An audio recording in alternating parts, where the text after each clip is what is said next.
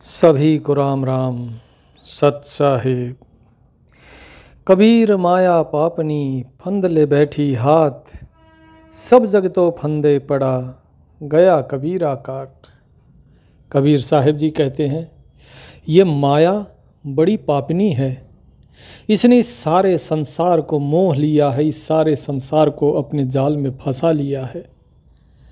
लेकिन मैं इसके फंदे में नहीं पड़ा, मैं इसके फंदे को, इसके जाल को काट कर निकल गया। तो ये जो माया है, इस माया से अगर कबीर साहब बचे तो वो किस प्रकार बचे और हमें कैसे बचना है।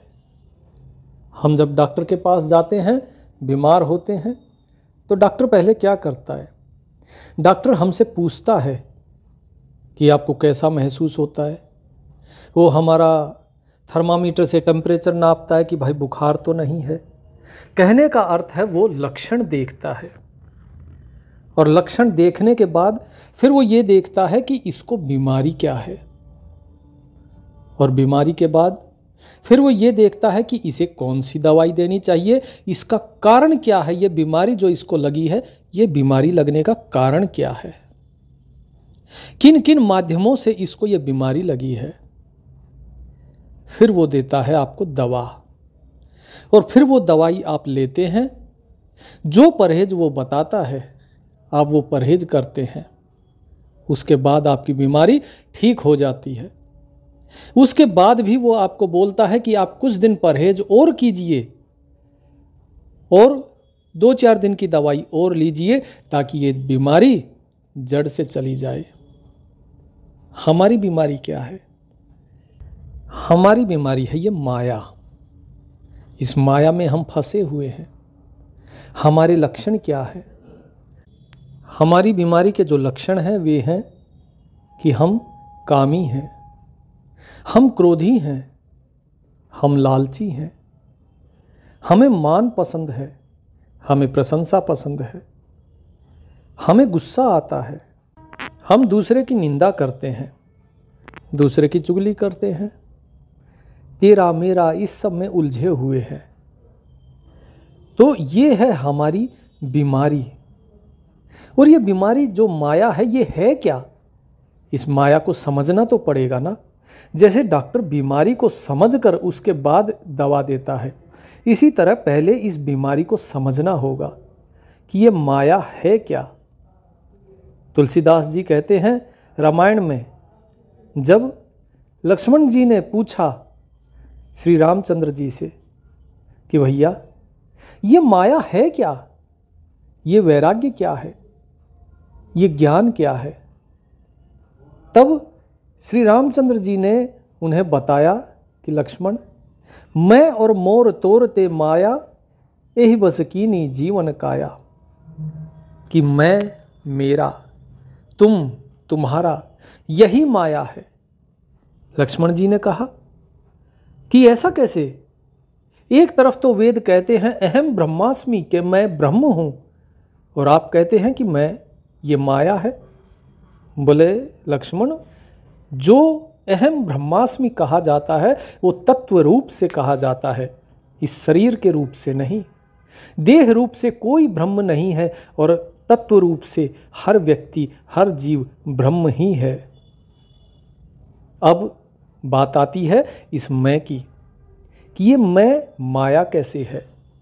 ये मैं माया इस प्रकार है कि जब हम दूसरे को अपने से अलग देखते हैं, परमात्मा ने तो सभी को जीव उत्पन्न किया, सभी को इंसान उत्पन्न किया, लेकिन मनुष्य अपने आप को अज्ञान के कारण दूसरे से अलग देखता है। वो तत्व रूप को नहीं देखता, वो देह रूप को देखता है, और जब देह को देखता है तो वो दूसरे को अपने से अलग जानता है, और जब दूसरे को अपने से अलग देखता है तो वो दूसरे को अपने सुख और दुख का कारण बना लेता है। आप देखिए, यदि आप अकेले हैं और आपको ढेर सारा काम करना पड़े, उसके बदले आपको तनख्वाह मिलती है, सैलरी मिलती है, आप सारा काम करेंगे। लेकिन उतनी ही सैलरी अगर आपको मिलती रहे और आप 2 आदमी हो तो आपका काम तो आधा हो गया। अब अगर मान लो दूसरा व्यक्ति काम नहीं करता है तो हमें क्या होगी? ईर्ष्या होगी, जलन होगी कि मैं काम कर रहा हूं, सामने वाला नहीं कर रहा। हमें सैलरी तो अब भी उतनी ही मिल रही है, काम अब भी हम उतना ही कर रहे हैं, लेकिन फिर भी हम दूसरे को अपने सुख और दुख का कारण बना लेते हैं। हम ये नहीं सोचते कि इसके कर्म का फल ये भोगेगा, हम उसको अपने सुख और दुख का कारण बना लेते हैं। झगड़ा होता है, यही माया है। तो जब हम एक से अनेक हो जाते हैं तो इस माया की उत्पत्ति होती है, और ये होता है अज्ञान के कारण। तो इस प्रकार रामचरितमानस में ये समझाई गई है माया। अब इसके बाद श्री कृष्ण गीता में क्या कहते हैं कि ये माया जो है ये मेरी रचना शक्ति है, ये प्रकृति है, और ये प्रकृति गुण और दोषमयी है। जो इसको धारण करता है उसके अंदर गुण और दोष आ जाते हैं। ये है माया, ये जीवों को भरमाती है, यही खेल है। जो इसको काट गया वो पार, और जो इसे नहीं काट पाया वो बंधन में। कबीर जी कहते हैं कि माया की झल जग जरे, कनक कामनी लाग, कौधो के विधि राखिए, रुई लपेटी आग। कि ये माया की अग्नि में, झल में ये सारा संसार जल रहा है। कनक कामनी यानी कि काम वासना और लोभ के पीछे, इसके पीछे ये संसार लगा हुआ है, स्त्री और धन के पीछे। कैसे बचाया जाए इन लोगों को? ये जिस प्रकार रुई में आग लग जाती है, इन्होंने वो आग से जलती हुई रुई अपने ऊपर लपेटी हुई है। माया तजी तो क्या भया, जो मान तजा नहीं जाए, मान बड़े मुनिवर गिले, मान सबन को खाए। फिर क्या कहते हैं कि माया सिर्फ ये मैं ही नहीं है, ये माया और भी चीज़ें हैं। जैसे कि बताए कनक अर्थात धन, स्त्री। फिर क्या बताते हैं कि माया को अगर त्याग दिया तो क्या हुआ, लेकिन जो मान है, बड़ाई है, प्रशंसा है, आप उसको सुनना चाहते हैं, वो तो आपने नहीं त्यागी। इस माया को, इस धन को, स्त्री को छोड़कर तो लोग मुनि हो गए, ऋषि हो गए, वनों में चले गए। लेकिन ये जो मान है उनको चाहिए क्या? सम्मान। और इस मान ने बड़े बड़े लोगों को खा लिया। मान बड़े मुनिवर गिले, मान सबन को खाई। और ये मान, ये प्रशंसा, ये प्रतिष्ठा, इसने बड़े बड़ों को खा लिया, ये सबको खा जाता है। आज भी आप देखिए, मान सम्मान के कारण ही जो ये प्रवचन देने आते हैं क्या करते हैं? उनका आसन ऊपर रहता है, दूर रहता है, सुसज्जित रहता है, बन ठन के बैठेंगे, आपके प्रश्नों का कोई उत्तर नहीं देते। वे आते हैं, जो उन्हें कहना है वो कहते हैं, प्रवचन करते हैं और चले जाते हैं। लेकिन जो भक्त जिनके मन में प्रश्न है, उनके प्रश्नों का उत्तर कौन देगा? और लोग जाते हैं उनके पीछे, क्योंकि वो अपने मान और सम्मान को अधिक महत्व देते हैं उन भक्तों के प्रश्नों से अधिक। कबीर माया मोहनी, मोहे जान सुजान, भागा हूँ छाड़े नहीं, भर भर मारे बाण। कि ये माया, ये बड़ी मोहिनी है। मोहिनी अर्थात जो मोहती है। लोग इसके मोह में फंसे हुए हैं। इसने संत और सज्जनों, जितने सज्जन व्यक्ति हैं सबको इसने मोह लिया, जितने मुनिजन हैं उनको इसने मोह लिया। इससे कितना ही भी भागो ये नहीं छोड़ती है, ये पीछे पीछे भागती है। और ये इस काम वासना के, लालच के, क्रोध के इनके बाण चलाती है और व्यक्ति को घायल करती है। इसके आगे क्या कहते हैं? माया छाया एक सी, बिरला जाने कोय, भागत के पीछे लगे, सन्मुख आगे सोए।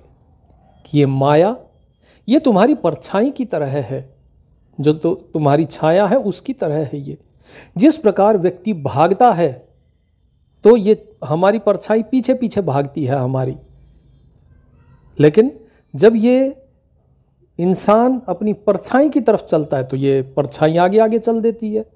ठीक इसी तरह ये माया भी है। जब व्यक्ति इस माया को त्याग कर भागता है तो ये माया उसके पीछे लग जाती है कि नहीं, तू मुझे छोड़ के कहाँ जा रहा है, देख मैं तेरे पास आ रही हूँ। तुझे माया चाहिए, धन चाहिए, स्त्री चाहिए, भोजन चाहिए, तुझे नाना प्रकार के पद प्रतिष्ठा चाहिए, बोले वो सब मैं दूंगी, तू मेरे पास आ।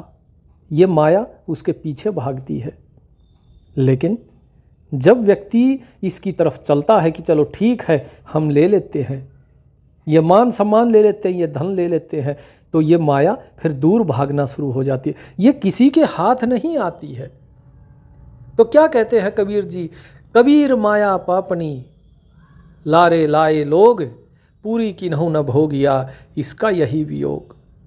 कि ये माया जो है ये बड़ी पापनी है, इसने लोगों को लत लगा दी है भोगों की, और इसका दुख यही है कि कोई भी इस माया को पूरी तरीके से भोग नहीं पाया। व्यक्ति के अंदर लालसा रहती है, तृष्णा रहती है, और जब तक व्यक्ति इन भोगों को भोगता नहीं उसकी ये तृष्णा खत्म नहीं होती। मैंने आपको क्या कहा था, एक सत्संग की वीडियो डाली थी जिसमें मैंने कहा था जब तक आप संसारिक सुखों को भोगेंगे नहीं, आपको मुक्ति नहीं मिल पाएगी आसानी से। ये कलयुग है, यहाँ माया बहुत प्रबल है। आपको इन संसारिक सुखों का विवेक पूर्वक भोग करना है।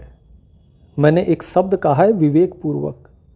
इसका अर्थ क्या है कि आप उनको भोगिए, निस्वार्थ भाव से भोगिए, उसको ये सोच के भोगिए कि ये परमात्मा ने आनंद के लिए मुझे दिया प्रसाद है, उसे प्रसाद बुद्धि से भोगिए। और ये देखिए क्या इसमें आपको सुख मिला, और सुख मिला तो वो सुख कितनी देर रहा, क्या वो सुख अनंत है या क्षणिक है। जब आप इस प्रकार इन सुखों को भोगेंगे तो एक तो आपको इनका अनुभव हो जाएगा, दूसरा जब आपको इनका अनुभव हो जाएगा तो इनकी नश्वरता का भी एहसास हो जाएगा। उसके बाद ये माया आपको उस तरीके से अपनी तरफ आकर्षित नहीं कर पाएगी जिस प्रकार ये मुनियों को करती है, जो इस माया को छोड़कर भागते हैं। क्योंकि आप उस चीज़ को एक बार भोग चुके हैं, उसकी नश्वरता को आप जान चुके हैं, तो आप उसके फंदे में नहीं फंसेंगे। लेकिन जो व्यक्ति मूर्ख है, जो मुक्ति की तरफ नहीं जाना चाहता, वो इनके फंदे में फंसा रहता है। जितने संत हुए इन सभी ने विवाह किया, जितने अवतार हुए उन्होंने विवाह किया, उन्होंने वैवाहिक जीवन को अपनाया और उसमें रहे, सभी सुखों को भोगा, इस संसार में बसे लेकिन फंसे नहीं। क्यों? क्योंकि इन्हें पता है कि ये माया जो है ये पीछा नहीं छोड़ेगी। और दूसरी चीज़ कि संत लोगों को ये समझाना चाहते थे कि गृहस्थी में रहते हुए भी, इस माया को भोगते हुए भी मुक्ति पाना संभव है। कैसे? केवल उस परमात्मा का ध्यान रखिए और उसी का नाम जपिए और उस परमात्मा के दिए हुए इस सभी चीज़ों को प्रसाद बुद्धि से ग्रहण कीजिए कि जो कुछ दिया वो परमात्मा तूने दिया। और अपने को कर्म से निर्लिप्त रखिए, अकर्मण्य रखिए। क्या कहते हैं कबीर साहब, जो कुछ किया सो तू किया, मैं कुछ किया नाही। जो कुछ कहे कि तू किया, तू ही था मुझ माही। कि जो किया है वो तूने किया है, मैंने कुछ नहीं किया। अगर तू कहता है कि मैंने किया तो तू ही तो मेरे अंदर था, मेरे मालिक, करवाने वाला तो तू ही था, तो मैं तो हूँ ही नहीं इसमें कुछ भी करने में। इस प्रकार की बुद्धि जिसकी होती है वो इस माया के फंदे से बच जाता है। तो ये तो हुई माया। अब आते हैं कि ये माया कैसे व्याप्त होती है हमें, क्या क्या मतलब वो माध्यम है जिनके माध्यम से ये माया हमें फंसाती है। देखिए, आपको रोग पता लग गया, माया है। ये रोग कैसा है वो पता लग गया। ये रोग जो है इसके सिम्टम, इसके लक्षण क्या हैं वो आपको पता लग गया। अब हमें क्या चाहिए कि ये किस माध्यम से लगा है, उस जड़ को खत्म करना है। उस जड़ को खत्म कर दिया जाएगा तो फिर ये रोग नहीं लगेगा। जिस प्रकार घास को आप ऊपर से कितना ही भी काटते रहिए वो फिर वापस उगाएगी, आप काटते रहिए वो उगती रहेगी। वो खत्म तभी होगी जब उसको जड़ से खत्म किया जाएगा। ये माया भी घास की तरह है। तो इस माया को पहले जड़ से खत्म करने के लिए इसकी जड़ जाननी जरूरी है। तो इसकी जड़ क्या है? इसकी जड़ है हमारी ज्ञानेंद्रियां। तो पहले ये जो ज्ञानेंद्रियां हैं ये कैसे फंसाती हैं? जो आंखें हैं, जब तक हमें कुछ नहीं दिखता तब तक हमें कोई माया व्याप्त नहीं होती, लेकिन जैसे ही आंखें देखती हैं तो इनके अंदर पहले वो चित्र दिखाई देते हैं, वो चित्र इन आँखों में बसते हैं, वो चित्र फिर हमारे मस्तिष्क में बस जाते हैं। सुंदर स्त्री देखी, सुंदर फूल देखा, सुंदर वस्तुएं देखी और ये चीज़ें हमारे अंदर बस जाती हैं। ये हमें फिर अच्छी लगती हैं और हम इनके प्रति आकर्षित होते हैं। अच्छी खुशबू सूंघी तो आकर्षित हो गए, मधुर संगीत सुना तो कान उसकी तरफ आकर्षित हो गए। लेकिन ऐसा नहीं है ये कान सिर्फ मधुर संगीत ही सुनते हैं, ये कान गाली भी सुनते हैं, ये कान अपनी निंदा भी सुनते हैं, ये कान अपनी प्रशंसा भी सुनते हैं। तो ये जो कान है ये हमारी तीसरी इंद्रिय हो गई। जिह्वा, जिह्वा अच्छे अच्छे पकवान खाना चाहती है। जब तक मुंह बंद है तब तक सही, जैसे ही मुंह खुलता है कुछ ना कुछ बोलती है। तो ये जिह्वा हमारी अगली जड़ हो गई। इसके बाद पांचवी ज्ञानेंद्रिय है हमारा शरीर, हमारी त्वचा। ये सुंदर कोमल स्पर्श अनुभव करना चाहती है, ये प्रेम और पुचकार चाहती है। तो ये जो हमारी त्वचा है ये हो गई पांचवी इंद्रिय। ये पांचों ज्ञानेंद्रियां इस माया की दासी हुई और इन पांचों ज्ञानेंद्रियों की वजह से ही माया अपना प्रभाव डाल पाती है। अब अगर माया से विरक्ति चाहिए, मुक्ति चाहिए, तो इन पांचों ज्ञानेंद्रियों को काबू में करना होगा। ये पांचों ज्ञानेंद्रियां किसके वश में हैं? ये पांचों ज्ञानेंद्रियां हैं मन के वश में। अब मन को वश में करना होगा। तो ये पांचों ज्ञानेंद्रियां कैसे वश में हो, इसके लिए सबसे पहले आपको ये तो पता लग गया कि आंखें बाहर देखती हैं तो इसके अंदर बाहर के संसार का नज़ारा आता है। ये जो बाहर के संसार का नज़ारा है इसको अगर बंद कर देंगे, आंखें अर्थात अगर हम बंद कर लेंगे और अंदर देखने की कोशिश करेंगे तो आप इससे बच सकते हैं। लेकिन कानों का क्या? यदि हवा में कोई गंध है तो वो सूंघने पे मजबूर है, क्योंकि नाक तो आप बंद कर नहीं सकते, क्योंकि प्राणवायु तो आपको लेनी ही है। कान है, अगर कोई ध्वनि हो रही है, चाहे वो अच्छी हो या फिर बुरी हो, ये कान उसे सुनने के लिए मजबूर है। लेकिन क्या सुने और क्या ना सुने, इसका निर्णय तो स्वयं मनुष्य को लेना होता है।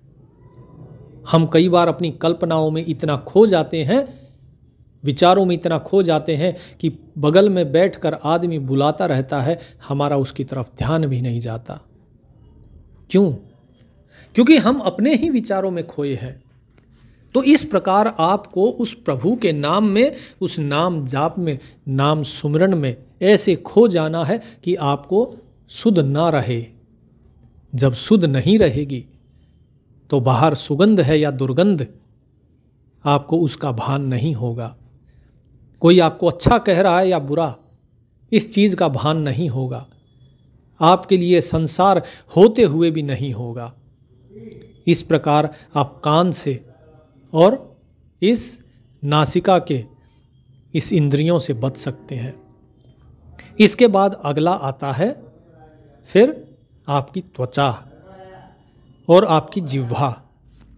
जो आपकी जिह्वा है ये बोलती है, इसके ऊपर बुद्धि का अंकुश लगाना जरूरी है। जब जिह्वा कुछ भी बोलती है तो आपको पहले तोलना है अपने अंदर कि क्या बोलना है और क्या नहीं। जो ज्ञानी व्यक्ति होता है वो मौन रहता है और जो मूर्ख होता है वो बोलता ज़्यादा है, वो वाचाल होता है।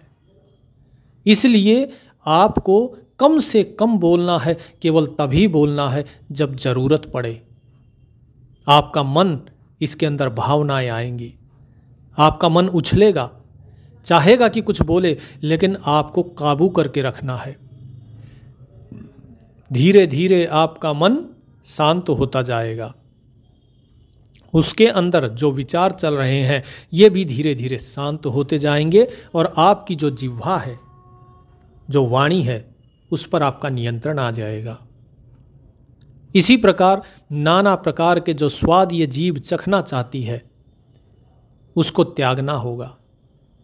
मन कहेगा कि खा, लेकिन आपको केवल सात्विक भोजन करना है, आपको अच्छा भोजन करना है, पौष्टिक भोजन करना है, मिर्च मसाले नहीं, चटपटा नहीं।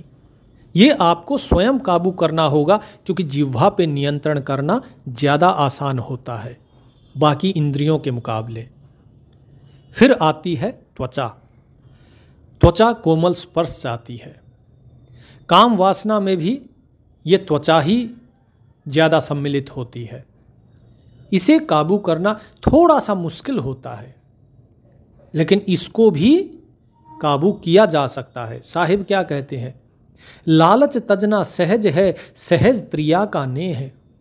मान बढ़ाई ईर्ष्या मुश्किल तजना ये है कि लालच तजा जा सकता है, स्त्री का मोह त्यागा जा सकता है, लेकिन मान बढ़ाई ईर्ष्या ये त्यागना थोड़ा मुश्किल है, ये मुश्किल हो जाता है और इन्हीं के कारण जो है व्यक्ति फंस जाता है।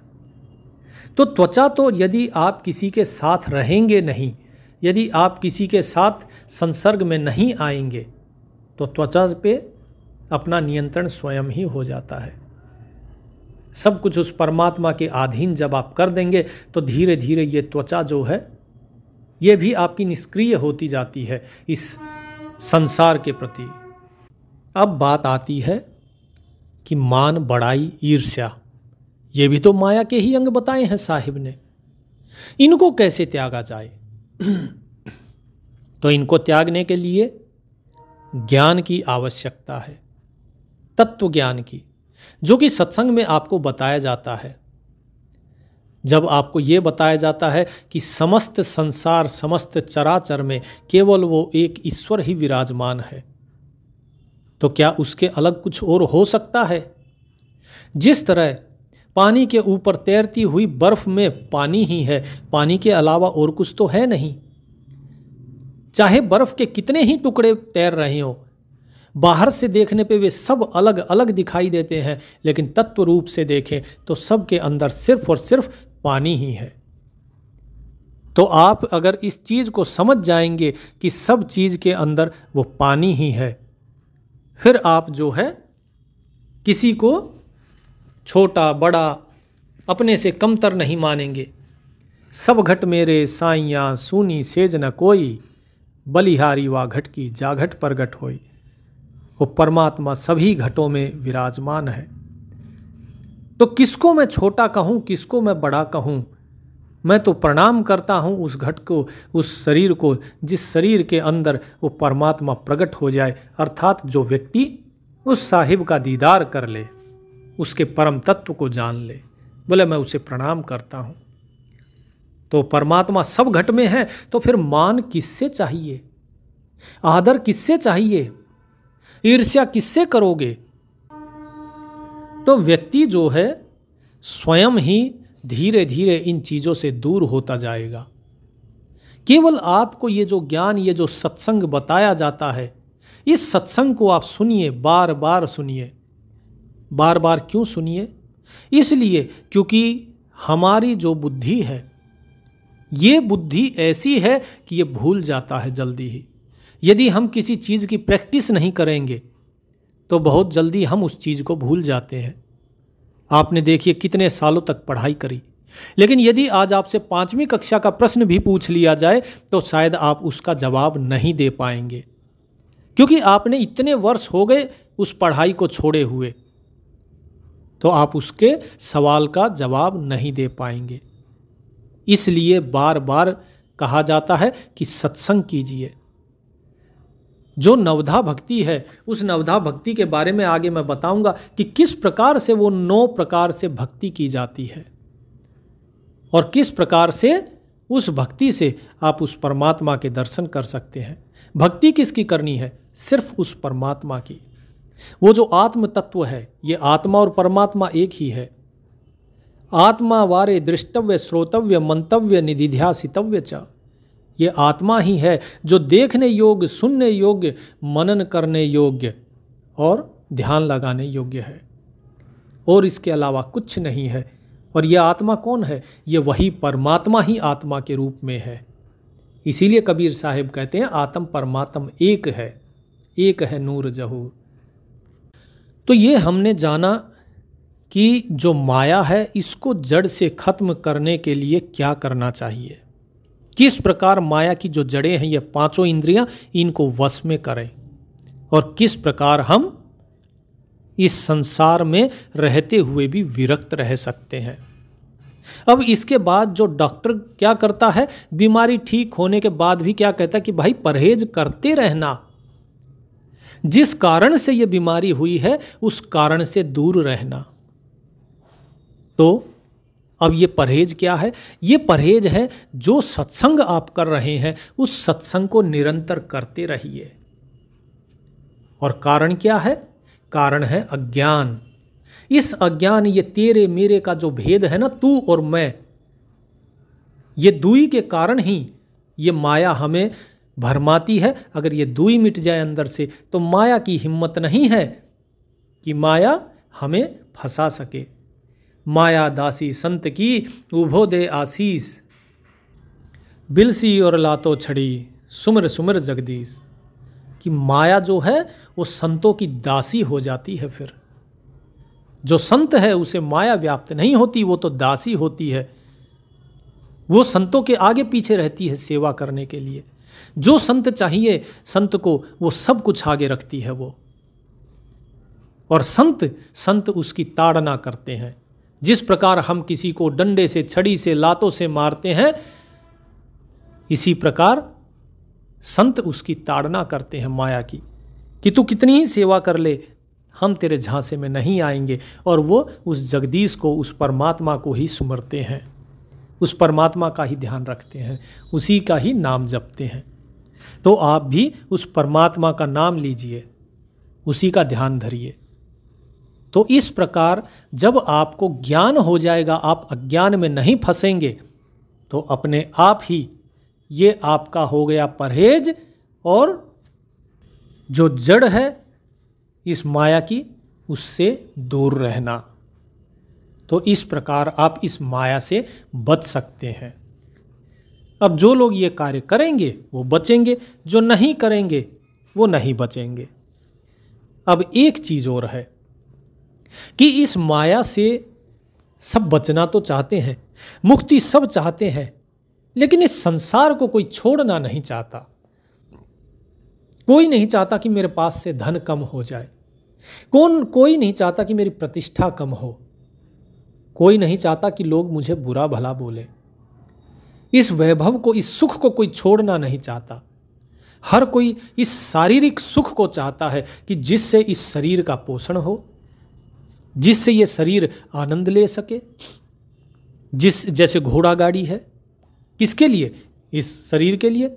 मोटर गाड़ी शरीर के लिए, मखमली रजाई गद्दे शरीर के लिए, अच्छा खाना शरीर के लिए, सब कुछ तो शरीर के लिए। और इस शरीर से हम इतना प्रेम करते हैं कि हमने स्वयं को शरीर ही मान लिया।